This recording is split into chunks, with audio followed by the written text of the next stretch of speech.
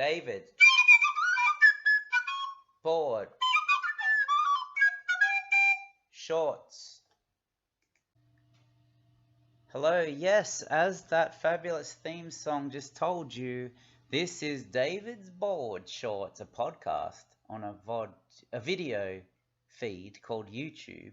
Welcome to episode 2, the better episode. So I am not in a car, I am in my house, and I am not driving, thank goodness. I'm sitting. But will the quality of the sound be better? Will the quality of the voice be better? Will the quality of the words be better? Please tell me in the comments below. All right. So, actually, let's have scene change. All right, welcome back. So, if you missed it, last show, and this is a show, had a routine that I'm going to try and stick to. So the first thing is I'm going to talk every time I do this about 3 games that I like, and then I'm going to have a topic which might be based on your questions from the comments below, but there weren't any, so this is my idea. And then I'm going to talk about usually something to do with publishing or designing, something from the other side of the curtain that is gaming. So there's the gaming, and then on the other side of the curtain there's working to make the gaming. So I'm going to talk about something from the other side of the curtain as well, and I don't know what that is yet, so we'll let the recorder tell us when we get to that point. And then at the end I'm going to do a designer diary on the second game that I ever released, Elevenses. Scene change. Oh, okay, so first things first. So last time I talked about 3 games about cars that I liked, and I got it all wrong. I mentioned something from GMT called Daytona. I meant is it Rolling Thunder? Roaring Thunder? Oh, I've forgotten again. But I also made a mistake. I called Pitch Car Push Car, which sounds a lot worse. Push Car. What a boring game. That's like, oh, the car broke down, put it in neutral, gotta push it, that's the game. Okay, avoid oncoming traffic, ignore the honking of the other motorists, get out of the way. You win! So yeah, it was Pitch Car. But anyway, go back and listen to that for all the fun and hilarity.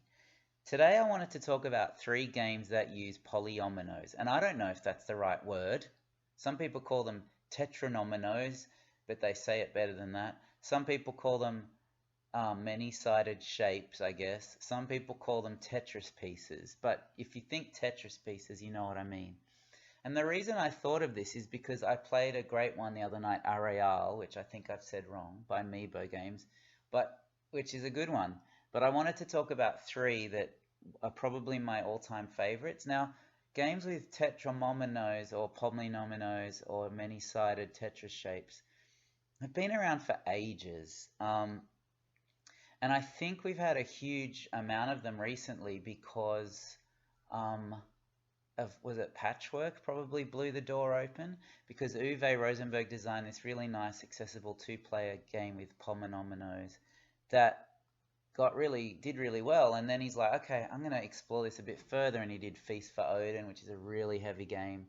I don't know the design order, this is just more the release order. And then he did, I guess you'd call it the Cottage Garden trilogy, which were nice tile laying games using tetranominos.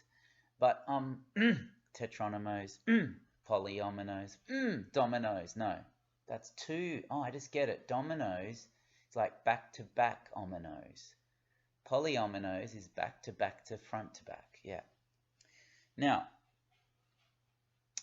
so yeah, he put out tons, and he's still putting out more like Patchwork Express and Second Chance and all that. Patchwork Doodle. It's good for your noodle. But other people have done this too, and a designer I know intimately, a designer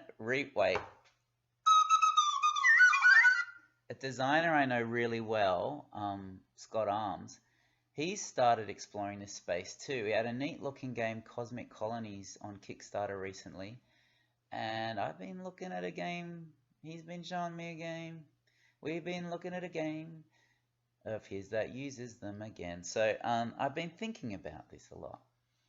And there's been tons out there, lots. I mean, even my brother did Barron Park. They're all over the place. But three that I've loved since the dawn of ever, here they come at you. First is Blockus. Now, please don't get angry at me for talking about a game that's probably 20 years old. This is an amazing design, and it's beautiful. And the first time I played it, it was one of the first three. I reckon it went, for me, Gamers Games, it went Catan, Carcassonne, Blockus, I think. And this just blew me away. It was so fun. I knew immediately how to play once the rules were explained in 5 seconds. And I haven't played it a lot lately, but I've played it so many times. And the app was probably the first app I ever got of a game for a smartphone. So Blockus is an abstract game for 2 to 4 players. There is a solo mode, actually. I remember trying it once when I first got it, you know, all those years ago in bed.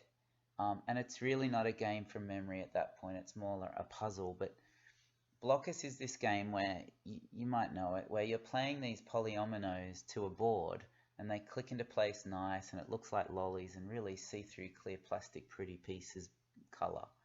And you can only place pieces that touch diagonally, like not orthogonally, from the corners of previously placed pieces of yours. So, but the thing is that other players can go up against you and block off your corners, hence the name, I guess, Blockus. And you're trying to thread through the spaces where there are no spaces and get as many of your pieces on the board as possible. The only problem with this game is, while back in the day I loved playing it 2 and 3 player, now I feel like I would only want to play it with 4, and that's hard. But it's a beautiful, wonderful game. There's all sorts of additions, different tweaks of the system, and now the box is about 1/4 of the size of the one I've got, so check it out. The second great Polyomino game I wanted to talk about is another older one, not as old as Blockus. This is by the Grand High Witch of board game design, Dr. Rainer Knizia, and it's called Fits. Now, if you've ever played Tetris before, you know how Fits works, which is another great thing, super accessible like Blockus. You can explain it super quick. You've each got pieces, but each player has a set number of beautiful plastic Tetris pieces, the same set, but they come for you out in a different order, just like the real game. So you're not playing identically. And you basically slide them down on your slanted boards. It's a great production.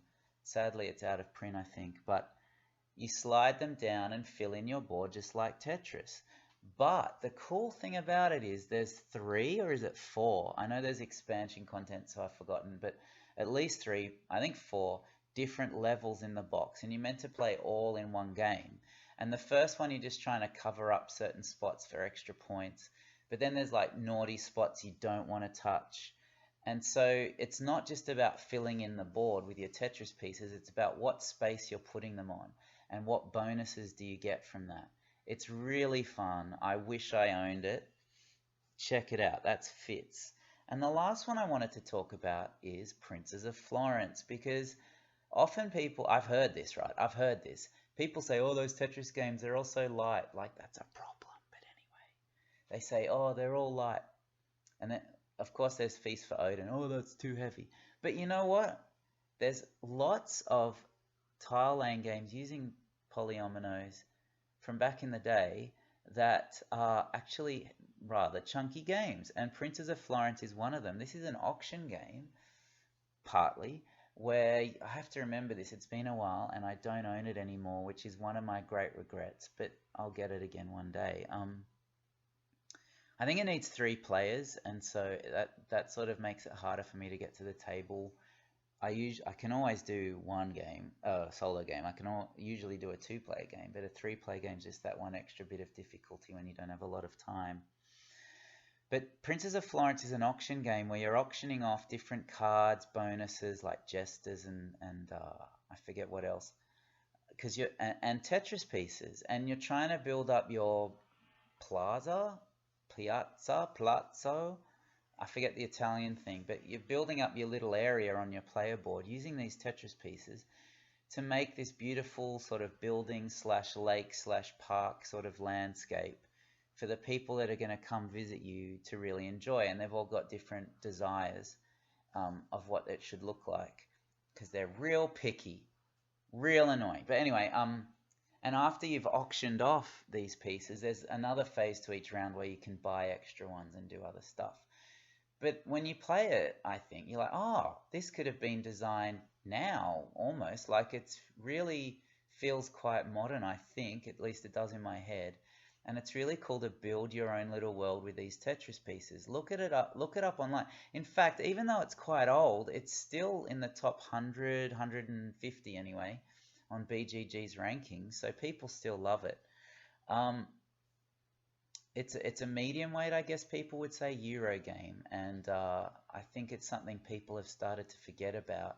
There's lots of nice strategy, lots of replayability and variety, and it just seems to work really well and really set the scene for this style of game well before Patchwork and other stuff. I do want to throw out, is it Arcadia as well, which is a Rudiger Dawn game that's also sort of been forgotten, and it's pretty. You're building these placing these polyomino pieces, and then putting your guys around them to save space to build buildings, and it's quite a it's one of those 3D games. It's got pieces like Torres in it. Check that one out as well. People have forgotten these, and I just wanted to bring them up again. And that's the end of that segment about polyominos. Welcome back. So we're still doing this show, and some people are probably wondering, why is this a video and not a podcast? It's because I don't know how to do a podcast, and I can just upload to YouTube. And besides, most people have data on their phone and they're listening to YouTube like it's a video, like it's a podcast on the train, on the bus, on the car. So just that's what it is. But if you hate it, well, by the time you come back to me and say it stinks and should be in podcast form, I've probably given up on the whole thing anyway. So it is what it is. I wanted to talk about, because I've been thinking about it, the most influential board games of the last 10 years. I was thinking about this because a lot of reviewers and such put up best games of the last decade. I don't know why they're doing it this year when the decade ends at the end of 2020, not 2019, but they've been doing it anyway. And I could, of course, list my favorite games of the last 10 years. For some reason, they think it's not a decade yet. Doesn't matter. I don't really care anyway. I'm just doing that for show and for likes, getting some angst in the show. But, you know, just a list of your favorites isn't that exciting. So I thought I'd list off the top of my head, I thought about it for 2 minutes, what I think the most influential board games of the last 10 years have been. Or let's say from 2010 to 2019. So the 2010s. Now, this is off the top of my head. I probably missed stuff, but here we go. Most influential games of the last 10 years. Now, sadly, a lot of games missed the cut then, like Dominion and Kalis and Ticket to Ride and all that, but we'll deal with it. Here are some friendly nominations that I don't know if they count yet. Oh, by the way, what's an innovative game? Maybe that's not the right term, but in my head I mean game changers. Yeah, that's a better term. The top game changers of the last 10 years in gaming, game-changing games. So these these produced a lot of not copycats, but designers thinking, "Whoa, that was cool. I want to try that." Publishers going, "Gee, that's exciting. I want to do one of those too." And gamers saying, "This is new," or "This is different," or "This is something refreshing. I hope more games do this." So there was a lot of innovation in the last 10 years, I think. Here are some that I want to mention that maybe just missed the cut. Santorini. Now, this is not strictly speaking from the last 10 years because it's a reprint, the one that was done by Roxley, and now I think it's Think Fun. Forgive me if that's wrong. This is an abstract game, but the thing that made me want to put it on the list, but I didn't in the end, is that it's an abstract game that looks stunning. All right, so this is where sort of Kickstarter helped, but also people in the general public, oh, that's a horrible thing to say. Maybe, no, more generally speaking, people were ready to accept this abstract game because it looked so good. And that's not a knock on the game. Looking good is not a bad thing. I should know. But the reason I didn't put this on the list is because while without Santorini we might not have got Azul, we might not have got Reef, we might not have got a couple of other games like that, really pretty abstract games. I don't think it really set off a swathe of new releases, but it did make people sit up and take notice. Another one is The Game from NSV, or Nuremberg Spiel Kartenverlag, I think, from Germany. It's the reason I thought of it's one of my favorite games for sure, but that's not why it's here. I wanted to bring it up because without The Game, which was nominated for an SDJ, Spiel des Jahres, we wouldn't have The Mind, which was also nominated for Spiel des Jahres and really blew up. Not literally. But after that, there have been a few games like Okie Dokie from Japan and then TMG. There have been a few games that sort of followed this through of trying that design space of a game that's just numbers, but you have to play them in order with a little wrinkle that makes it difficult. But it didn't really explode. So those are my honorary mentions. I would now like to talk about my fully fledged mentions. These are in no particular order. First, what was a game that was a game changer? We got to go back to, I think, 2013, and NSV, oh, they get mentioned a bit on this list. They put out a game by Stefan Bendorf, one of my favorite designers, called Quicks. Now, Quicks was the first roll and write since Roll Through the Ages, and before that Yahtzee, that took off. And I'm saying it like that because maybe there were other roll and write games, but I just didn't see them. And that doesn't mean they weren't good or I know all, but the Quicks was the one, I think, that really brought roll and writes back in a big way. And the last 2-3 years, roll and writes have exploded. There's a few coming out every month because they're usually quick, accessible, and there's a lot of design space there because all you need is some dice or now some cards as well you could use, but the score pad is so open to what you can do with it. So a roll and write game is like Yahtzee. You roll stuff and then you mark things off on your chart. Usually that's how it goes, depending on what you roll. And Quicks got nominated for the Spiel des Jahres because it took Yahtzee, that style of thing, made it even simpler, but I think even more satisfying. Basically, on your turn you roll the dice and the player who rolls can pick from 2 combinations of numbers, but everyone else can benefit from that roll as well. And you're racing to lock off different tracks of color on your score sheet. It's really good. I love it. But without Quicks, we might not have seen the swathe of games that have come out since. It took another few years, I think 2018, before another one was nominated for the Spiel des Jahres Awards, Ganz Schön Clever in 2018, I think, for the Kenner. But there's so many of them that most people can find at least some that they like. I'm not going to list them all here. You know what they are. Medici the Dice Game. Oh, Boomerang, the only draft. Right, on the market. Okay. Next one. This is obviously a really, really big one. Seven Wonders. Now, Seven Wonders came in just in time. I'm doing this off the top of my head, but from memory it was 2010. Repost Productions. They blew up, not literally, the Spiel des Jahres, or was it? It was Spiel des Jahres still. Winning game, Seven Wonders. Still possibly the greatest drafting game I've played, I think. We played it again recently. It's just fantastic, satisfying. I've played it many times and it still works for me. But this game like Dominion, brought in deck building. Seven Wonders just made everybody start wanting to make card drafting games. It wasn't the first, but it was the first one to blow up, not literally.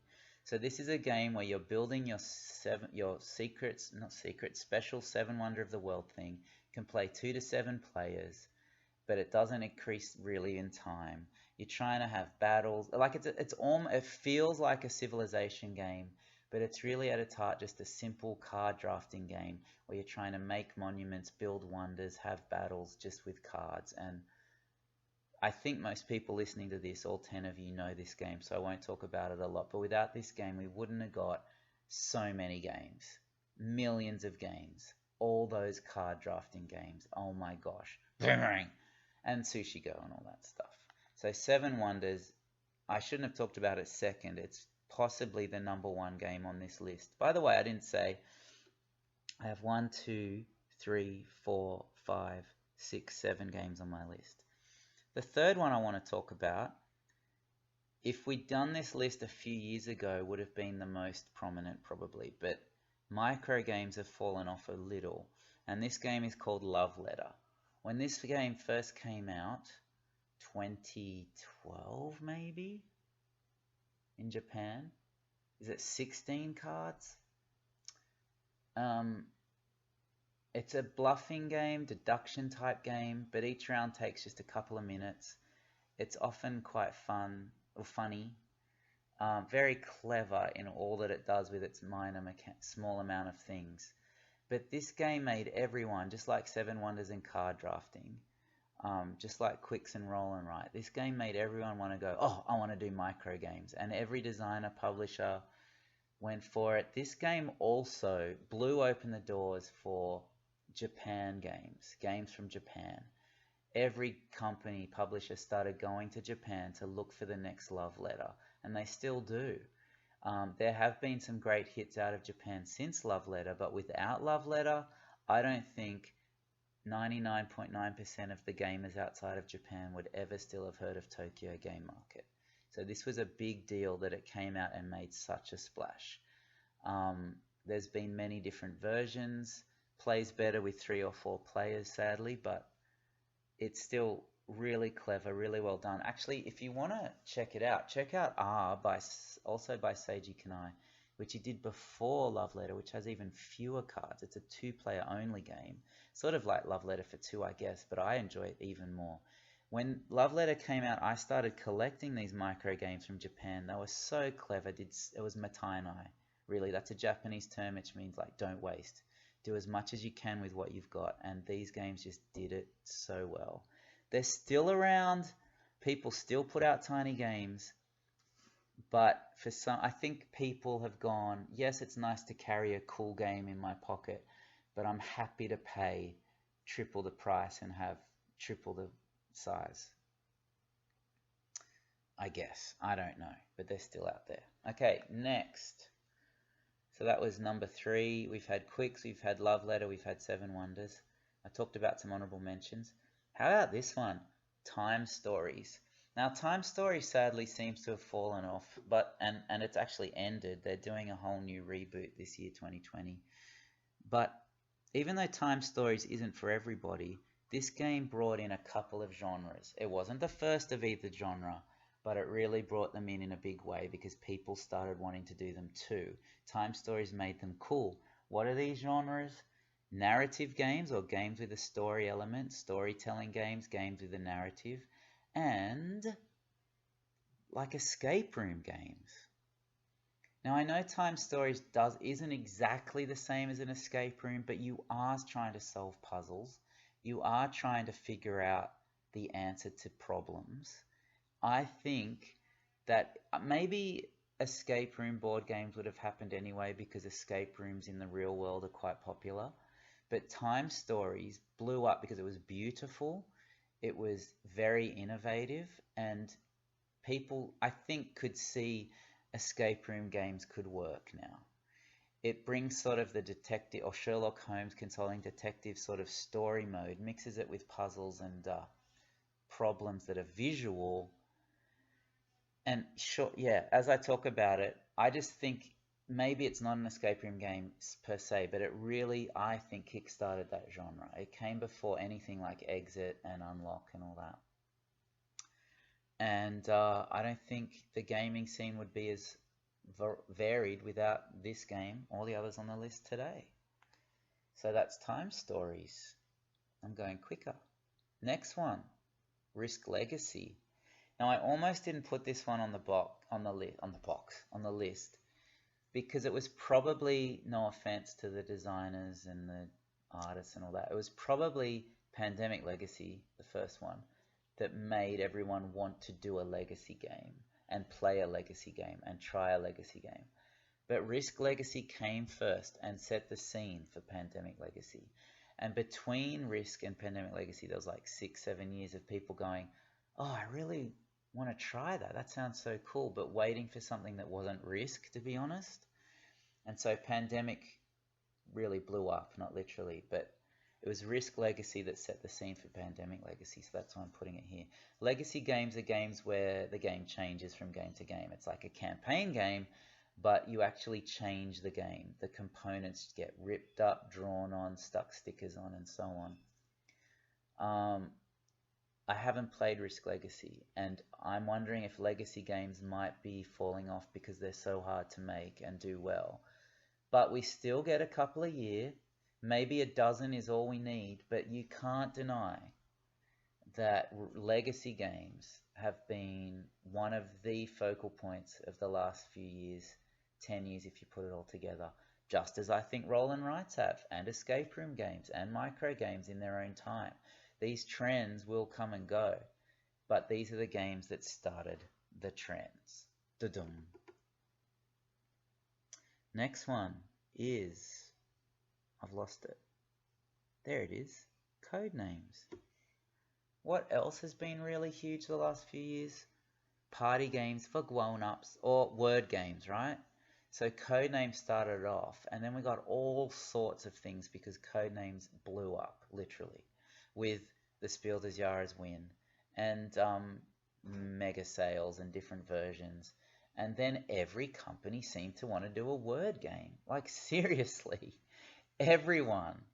And most of them were good. I mean, they're still coming out. And what was Codenames, 2016? 2015? I think maybe 2016 at one. It might have come out 2015.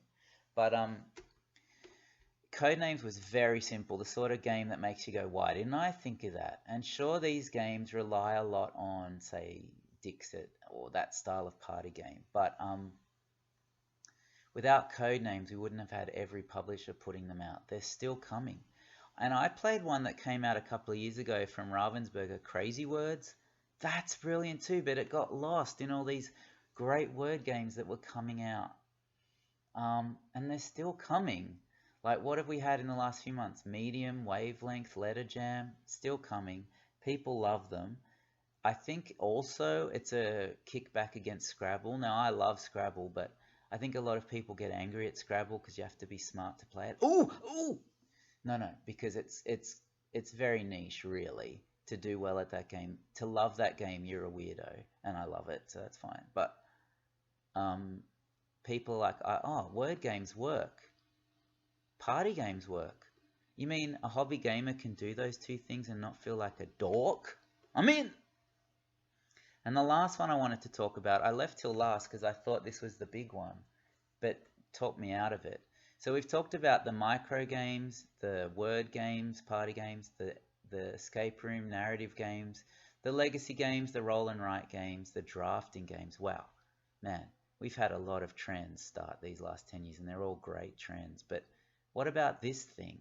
It's called Kickstarter, right? What was the first game that blew up on Kickstarter? I'm going to have to say a really innovative game of the last 10 years was Alien Frontiers. Is it Clever Mojo Games, I think? This game can be found everywhere. It's still on sale. They've had a few different printings and editions. Still great. I played it just a couple of months ago. Beautifully produced. I think it was 2010 when this was first on Kickstarter from memory. And when it made it on Kickstarter, it, got like 20,000 bucks. And people were like, what? That's a fortune. And maybe at the time it was. I mean, it made the game get printed, but really what it did was it made people think Kickstarter is a viable avenue because this game is actually really good and the production is good, even though at the time these people didn't have much experience. Alien Frontiers paved the way for every dog and his son putting a game on Kickstarter now. And they should. This is now the main way for games to get made. Even for companies that can afford to produce their game, it's invaluable because it helps you get feedback from customers before it's out, before it's printed. It lets you get feedback on rule books. It lets you gauge buzz and how much to print. And overfunding goals let you make the game even better. Something like 2,500 games successfully funded on Kickstarter in 2019, and all those people owe their money even if they're going broke. Sorry, even if they just broke even. A lot of breaking stuff. They owe their game to Alien Frontiers, and maybe someone else would have got there if Alien Frontiers didn't, but it was a worthy first mega success for the board game industry on Kickstarter. And the board game industry really drives Kickstarter. Millions of dollars every year is raised via that platform each year. Thank you all for listening to my game-changing games of the last 10 years. What do you think? Do you agree? Did you go, oh yeah, I didn't think of that. Oh yeah, this has been a great past 10 years. I thought it stank and now I realize it's great. Thank you, David, I owe you. Well, if you do, tell me in the comments below. Yeah.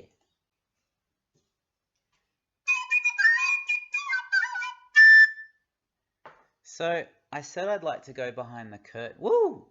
Don't pay attention to the man behind the curtain. I am the great and okay. So that's the Wizard of Oz time over. Can you imagine, like, I want a comedy show to do this skit where someone's in the shower and someone pulls back the shower curtain and they squeal and, hide themselves and say, pay no attention to the man behind the curtain.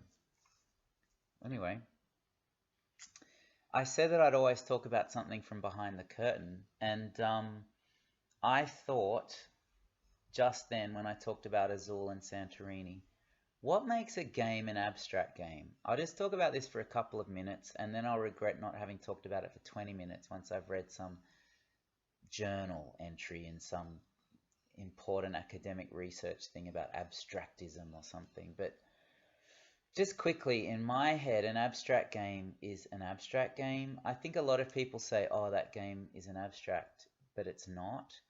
For me, as soon as you put a theme or a setting, I should say, on a game, it's not abstract anymore. It can feel abstract, meaning the mechanisms of the game don't really relate to anything. They're just functioning of their own due course because that's what the designer decided would make the game good. But if you start putting settings on a game, it's not abstract. Like Carcassonne is not an abstract. That's a game where you're building the city of Carcassonne. Chess is an abstract. There's no real setting or place. It's black and white pieces on a black and white board. Same with all those types of games. The GIF games, they're abstract. But once you start saying, oh, that, you know what, I've run out of things to say already. Well, publish it. This isn't really opening the curtain. I'm just having a rant. So I'm going to stop it there. An abstract game is an abstract game, dudes and dudettes and everyone. Thank you. Wait.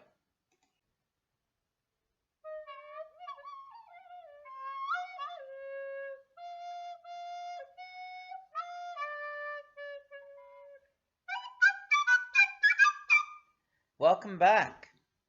So I want to do a little designer diary on Elevenses. Now this game came out originally in actually it might have come out the start of 2014, but it was out as a print and play in 2013. Maybe it was a year before that, you can look it up somewhere. Designed at probably 2012, I think. Just a bit of history. So my brother, when he was a publisher as well as a designer, put this game out under the Adventureland Games brand. This was one of the very first, I'm talking like first 2 or 3 games to go on Kickstarter Australia. So we were waiting for Kickstarter to actually start in Australia. He had to kickstart the original Sushi Go on Indiegogo because they allowed Australians, but Kickstarter didn't. And if you look up that original Kickstarter Indiegogo campaign for Sushi Go, I think it only made like $7,000 and just cleared its cost, its goal. And now look at that. But anyway, it's kicking sushi goals. So he was very generous, and we played. I'll get back to the design, but he played it, helped develop Elevenses, and then said he'd print it, and I was the designer and all that. Cool. But it was during that Kickstarter where I really learned I wanted to set up Grail Games, which I did in 2014. That's a whole other story, probably the history of Grail Games and how I got started, and Elevenses has a big part to play in it. But after he sold out the 3,000 copies that he printed via the Kickstarter thank you backers, and it did really well actually. It's probably high 20,000s for the first couple of weeks of Kickstarter Australia. That's pretty good. Um, but he said he was not going to do publishing anymore. Would I like the game back? And so it became the second game Grail Games printed. So 101 was printed first, talked about that in the last episode, and that got the number 1 on the side of the box for the mic line, which was the box size I was using. Mic stands for micro. Love letter. But Elevens has got the number 2, which is annoying in a way because it was first, but it was second for Grail. And I was able to print it with funds I got from the 101 Kickstarter, I guess, sort of leftover. So I had no money left. But Elevens has stayed in print, and if you include the 3,000 my brother printed, it's sold almost 15,000 copies in, what's that, like 6 years or so? And while the big companies would think that's not enough to keep going with, for me it has been and will be special because of that. It's helped Grail Games to keep going, because when I was wanting to do things like Medici and Kings Road and funds were tight, I knew I could rely on that Elevens' money each month. And it wasn't heaps, it wasn't putting anyone, on first class or any flights, but thank you Elevens', I owe you. It's like, so evergreen is something people say publishers want an evergreen. Elevens' is an evergreen, but is selling a couple of hundred copies a month enough to set you up as a company? Not really. So it's an evergreen, but it's not an ever hot green. It's not a hot green. And interestingly, by far, at least early on, the majority of sales were not to game shops and distributors, but to bookshops, cafes. And that's partly why I designed it. I wanted to design something, as with 101 I talked about last time, that was different, because I couldn't compete with people doing the same big stuff. Fantasy Flight, whoever it was, Rio Grande, Mayfair, Mayday, the game companies, Queen, that I was admiring at the time, or as I was a gamer before Grail Games, they did great stuff. I wanted to do great stuff too, but just that was different so it would get noticed. And maybe selling 15,000 copies isn't getting noticed in the big scheme of things, but for me it is. So, it's a tea game. It's a game about making tea, if you didn't know. Elevenses is what British people traditionally call their morning tea time, a snack at 11 a.m., have a cup of tea, have some crumpets, pikelets. Oh, that could be an Australian thing. What do they have? Scones, jam, cream. Oh, that could be an Australian thing. Maybe they have scones with butter. I don't know. Scones with lard. But scones with dripping, that's probably what they had or have. It's set in the 1920s. I always loved, like, if I could pick any decade to live in, if time travel happened, it would be the 1920s. And my wife always says, oh, the Great Depression, and you'd be working in the pit or the mines till 14 hours a day. Yeah, I know. I mean, as a rich person. In the 1920s. But we'll talk about that another day, why I like the 1920s so much. There's a lot of reasons. But, so I wanted it to be a bit Great Gatsby, a bit Jeeves and Wooster, that's it, a bit Agatha Christie, and Elevenses came about, and it sort of found its market, which is great. It's funny, it's only got a few hundred owners listed or a few hundred ratings on BGG, but it sold 15,000, and that shows you how, while BGG is really important at BoardGameGeek.com, to anyone in the hobby, it's for a lot of games, it's just a splish in the ocean. I mean, so many games sell thousands of copies that are barely even seen on that site. So anyway, and it's getting rated by particular people and bought by, different people maybe. So how did I design this game? Well, I'd been designing games forever with my brother as a kid, and he was getting big and famous, literally, and he probably blew up with all his game designs. So I didn't bring a lot of designs to our game nights because I had this bar that was set sort of like Lennon and McCartney, um, except no one got shot. But like there was no point bringing in some stupid game that didn't work properly when he was bringing in Cacao and Sushiko and Imhotep and all the other things that didn't work. Gizmos. But oh no, that was a bad sentence. Gizmos works. Archaeology, that was a big one for us anyway. But I forget what I'm talking about.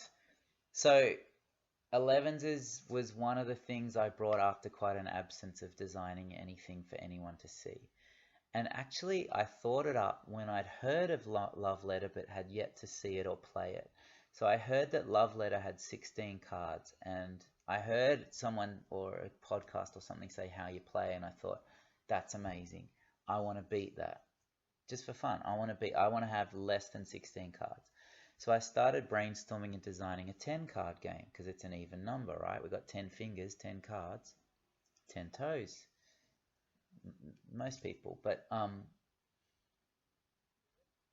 once I thought of a game where I thought, okay, everyone, that there's 10 cards, but one card sort of trumps all the other card. I think I was sort of thinking like trick-taking or something at the start, like a micro trick-taking game. And now that I say that, why doesn't that exist? That would be amazing. I'm writing it down. Sadly, I've recorded this for the world to hear, but a micro trick-taking game, that could be horrible, but it could also be brilliant. I'm going to think about that. So I thought, well, one could trump it. So then I thought, well, hang on. I forget how I came up with the fact that the 11 card would be the trump card. So I moved to 11 cards. And then I thought 11ses. This is the 11ses card. All the cards have morning tea items on it. 11ses, I'm done. This is great. And from that point on, it really made itself. The only big change was, well, there were huge changes, but it was quick. But the thing was, it didn't break Love Letter's record because I ended up getting each player the same 11 cards. So the 11 card idea, which was later used for 11s, for 1. So I did break Love Letters back, and we'll talk about that in a future show, my dear friends. 11s for 1. But 11s ended up being not 11 cards, but generally speaking 44 cards, because you could play 4 players, each player with the 11 cards. And so it came very quickly after that, where you put 8 cards down in a rectangle in front of you, face down as your table. You had 3 cards in your hand, which were your kitchen, and you're basically playing them to the table, but where you put the card, and each card has a set place it has to go, the card that was randomly put in that place to begin with then goes into your hand, from face down to into your hand. But when you play a card, each card has an action on it, and that affects everyone at the table. That was the game. It worked. Now, when I first took it to play with my brother and cousin, we cracked up. I pulled it out and I said, this is a game about morning tea. It's called Elevenses, and I think my cousin just lost it at that point. My brother went, what? Literally, in fact, the way I remember the whole first play was my cousin cracking up, me putting on posh British women accent voice, and my brother thinking this is a joke, this is not for real. It turned out he liked it, but I thought he thought it was a joke. It was hilarious, but that made us laugh even more. And it was funny because I had place, like you would at a wedding reception or something. We had place, I'd made these place cards, so Mrs. Vanderbilt was sitting over there, like each player had a person that they were, and you were looking at the, I'm giving you this card. you know, like it just got so silly. And in fact, a lot of people I've heard love that about it. It's very feminine, but also it doesn't take itself too seriously. Those are things I like about it. But feminine. I don't know if it is very feminine, but it's more feminine than other games, generally speaking, stereotypically speaking. Um, I guess. But so we played it anyway. They came up with some feedback for me. I took it away, fixed it, came back, we played it again. And it was then that I think my brother said I could do this game. I was like, yeah, do it. And I already had an idea for an artist, and she said yes, and we got it happening. But we found the more we played it, a couple of issues that had to get fixed. And thank goodness my brother did a lot of the development work because he had more experience with that than me. We had issues with the 11 card. So the 11 gets played when someone wants to end the game. You have a choice to do that. You call it's 11 o'clock time to eat. And because there are cards that make cards move around from player to player, we realized that card couldn't move because it could break the game. We also had to put limitations on it, so you can't play the 11 until you've got a certain number of cards played to your spread. But the main thing that had to happen, and it took a while and gave me a headache, was that the actions on the cards had to get balanced and evened out and put on the right cards. That took a while. That was fun though, and it made the game better in the end.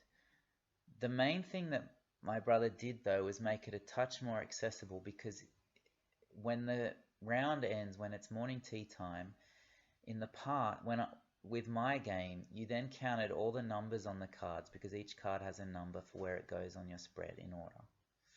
And that was your score, and whoever had the biggest score won the tea party, won the round. Well, he made it that the cards had those numbers, but they were worth 0 to 3 points. So you didn't have to constantly do all this adding up, and that helped immensely. Anyway, so Elevenses went on Kickstarter. It did really well. I don't remember. Let's say 25,000 Australian, which was a big deal. It got funded. I had to sit in my brother's house packing packages and sending them all over the world while planning Grail games to start. And it was great actually, because he'd got the DVD to Cities of Gold, this old 80s cartoon show we absolutely loved, and we watched it and it blew me away literally again. 20 years later or 30 years later, I don't know. Anyway, so it went out, it did great for me, for him, and we just did a 1,500 reorder printing, which isn't a lot, but it's keeping the game going. We didn't commit to a bigger print run than that because you've seen Elevenses for one, maybe. This year, I hope to Kickstarter, maybe release Elevenses The Guilty Party, or The Guilty Party. And it's basically Elevenses 2. You can't play Elevenses from it, but it's got the same mechanics where you're playing cards to your table, there's actions on those cards. It will feel very similar to people that have played it, but it's so much better, even though you should still go buy Elevenses. Yes, you should, but this is maybe more gamery. There's a bit of deduction and bluff in it now because we're all suspects.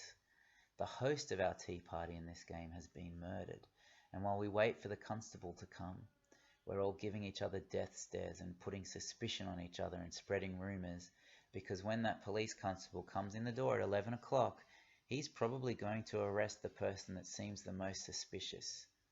So we're putting suspicion on each other as we slyly take a bite out of our crumpet and scone and biscuit and tea. Yes, you can bite tea. So that's coming. Stay tuned. I think it's going to be awesome. Elevenses was great. Now, I did make the mistake, I think I talked about it with 101 last week, of bringing a lot of copies to Australia and then having to send them back to America to be actually sold. A lot sold in England as well, understandably. But it's really surprised me how well it's done and how much legs it has, how many legs it has. 11. Thank you if you've played it and enjoyed it. I still see it from time to time in shops, and on gaming tables, and I know it's not everyone's cup of tea, and yes, that's a clever joke. But I was proud of it because I did something I felt was different, innovative, and special, to be honest. At least that's what some people say. Sorry it's not as accessible as it could be. Sorry it's a bit weird that it's a tea party game, but there's a lot of take that. I am sorry about those things, but the guilty party probably fixes those.